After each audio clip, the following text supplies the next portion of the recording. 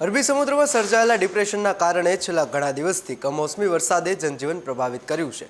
ત્યારે હજુ આવતા 48 કલાક ગુજરાત માટે વધુ ખતરારૂપ સાબિત થઈ શકે તેવી માહિતીઓ સામે આવી રહી છે।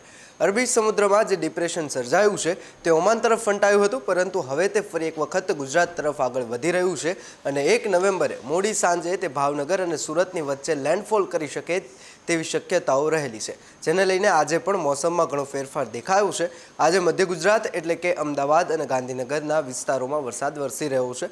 વિંડી મારફતે સમજીએ તો સૌરાષ્ટ્રના ભાગો માટે હજુ પણ મુશ્કેલીઓ ઊભી થઈ શકે છે, સાથે દક્ષિણ ગુજરાતમાં પણ આગામી સમયમાં મુશ્કેલી વધી શકે છે। હું વિંડી મારફતે તમને સમજાવવા માંગીશ કે આજે ડિપ્રેશન જે છે એ ઓમાન તરફ ફંટાયું હતું, પણ હવે ધીમે ધીમે એ ફરી એક વખત ગુજરાતના દરિયા કિનારા તરફ આગળ વધી રહ્યું છે। ઉત્તર અને ઉત્તર પૂર્વ બાજુ જે છે આગળ ધીમે ધીમે વધી રહ્યું છે, ત્યારે વેરાવળ, સુરત જેવા વિસ્તારો, ભાવનગર દરેક જગ્યાએ જે છે એ ભારે વરસાદની આગાહી કરવામાં આવી રહી છે।